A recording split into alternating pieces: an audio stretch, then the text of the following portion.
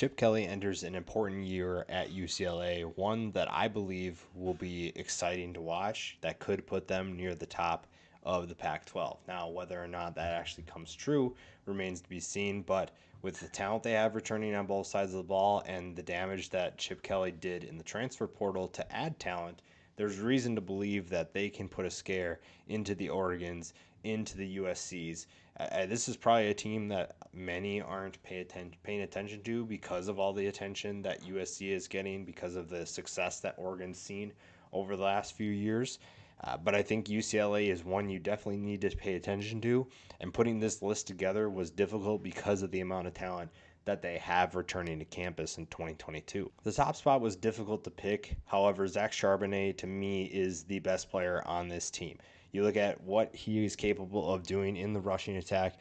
He is tough to tackle. He has good contact balance, and he's actually surprisingly shifty. And when he is in tight spots or tight situations, then you're looking at a guy who's able to chop his feet and make a quick cut and make a guy miss. And I don't really see that from him because he looks so big. He doesn't look like a guy that has those kind of feet. Now, don't get me wrong, he's not going to run away from anybody. He's not the quickest or the fastest, but he's quicker than I think a lot of people realize.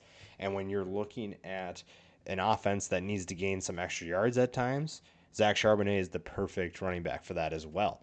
Last year averaged 5.6 yards per carry with 13 touchdowns, and I think his pairing with his quarterback is super underrated. I don't think we're talking about that enough. And if this next guy takes a step forward, UCLA is going to be a major problem in 2022. Everything comes down to what Dorian Thompson-Robinson can do. Last year, it took a step forward in terms of a passer, completed 62% of his passes, over 2,400 yards passing, along with 21 touchdowns to only 6 interceptions. He also added 609 yards on the ground with 9 more scores.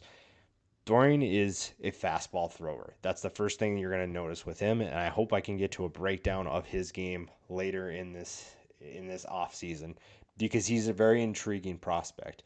When you look at it, the touch is kind of a concern at times. This is a guy who I think tries to laser everything in there, and sometimes that's good, and other times you'd like to see a little bit more touch, but he is developing really well under Chip Kelly, and he enters yet another year as the starter. Again, if he takes a step forward, this UCLA offense is going to be a problem. This is an offense that is going to be even tough to beat, even though they lose quite a bit of talent on that side of the ball. And it's because DTR is going to take that step forward and be an even better player for the Bruins. Bo Calvert will switch over kind of to an edge player instead of linebacker for UCLA. Last year, he had 7.5 tackles for loss, which proved that he, is that kind of player that can wreak havoc in an opposing offense's backfield. I think his veteran experience, too, is one that the leadership they need is with him. And he is going to get the new guys because there's quite a few new players that come back. And, even on the defensive line, we'll talk about a couple of those guys. Well, one guy that I will say didn't make the list, Jay Toya, is going to be, I think, a force for UCLA. And it was, like I said, it was tough to put this list together. So some guys that didn't make it, I'm not going to argue if you guys think that they should have made it. But Bo Calvert is going to be a leader. He's going to be a key piece to this defense, one that maybe puts it all together and ties everyone together as well. Darius Moazzo comes from Hawaii after a 108 tackle, 14 tackles for loss, and 7 sack season. Hawaii had a mass exodus after the whole Todd Graham situation, and now UCLA benefits from that exodus, that departure, and he is a linebacker that's going to help. The reason why Calvert can move over to that edge spot is because Moazzo is here, and he's able to give them kind of that, that dynamic playmaker at linebacker. And he can make a ton of plays in the backfield. He can mop up any mess that might be created, and that's going to be huge for a group that needs some players to step up. But also it allowed him, like I said, they also allowed them to move some guys around because he arrived. Now, these next two, I'm very interested to see how they play at UCLA. Grayson Murphy is the first one from North Texas, and coming from a Conference USA school to a Pac-12 school, I think there's some concerns about can they handle the talent, the level of play that they're going to face in this new conference. And it's, this is two guys. We'll talk about Gabriel next. They can play in the backfield. They can get around the edge, and they can be a problem. Now, they're going to line up opposite of Calvert and be a potential wrecking ball in terms of pass rushing and manning the edge. 14.5 tackles for loss, 8.5 sacks for Grayson last year. If he takes a step forward and is able to handle that level of play, this is going to be a terrifying defense. His brother Gabriel is going to play the exact same role.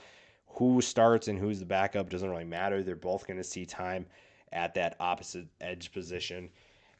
Gabriel had 12.5 tackles for loss, 7.5 sacks, just a little bit less than his brother, but this was another great addition by Chip Kelly. And like I said, if they're able to handle the new level of play, the new level of competition, then this defense is going to be fun to watch. The talent that is on this defense provides for plenty of excitement, and the Murphy brothers are a big reason for that as well. Stefan Blaylock is the leader of the secondary, a multi-year player for the Bruins. He knows what he's doing. He is another leader on this defense, and that's huge. Like I said, again, when you're bringing in this much new talent, you need guys that can kind of be the glue that puts everything together, and Blaylock is one of those guys that can do that. Him and Calvert are veteran leaders, know what they've been able to do over the past couple years, and now they get a chance to have one more season with a ton of talent around them and maybe take UCLA to the next level. Azeez Hearn gives UCLA's secondary some flexibility. He can play corner like he did at Wyoming. He can also play nickelback if you want to. He like I said, that's flexibility that a lot of teams won't have, and that makes him a huge addition for Chip Kelly's team. Like I said, he kind of hammered the transfer portal to bring in talent, and it kind of needed to, but the ones that he did hit on, it seems like they're almost home runs because Hearn is, like I said, a player that makes this defense more dynamic, more flexible, more versatile, more multiple in the looks that they can give, and that's something that you don't see in a lot of players. The next two spots were tough. Like I said, this top 10 was difficult to put together, but Cam Brown is going to be the 9th spot here. Only had 17 catches, but he averaged 15 yards per catch. Another guy, Kaz Allen, is someone that I think is going to have a bigger year, but Cam Brown is another one who's going to benefit because you lose a couple guys in Kyle Phillips and Greg Dulcich. You're going to have someone that needs to step up. And when it comes down to it, you need, whether it's a new guy or someone that is familiar with the offense, it feels like Cam Brown has the explosiveness to do that. And that's something that Chip Kelly will try to utilize. And if he does, this makes offense, like I said, with the DTR running the show, if the passing attack has reliable pass catchers that can take a step forward, this is going to be a terrifying offense. Last one, Jake Bobo gives the UCLA passing attack a good-sized wide receiver. Last year at Duke, he had 74 catches for 794 yards. That is a reliable player who can be someone for DTR downfield in terms of a deep threat, but also if you need a first down in a clutch situation, then you're looking at Bobo for that kind of mismatch. With his size, you're able to get maybe more something that you don't get from a Cam Brown or anybody else really, even Kaz Allen. You're probably looking for, this is dire situation. So DTR is going to have some exciting players to utilize this year thanks to the transfer portal.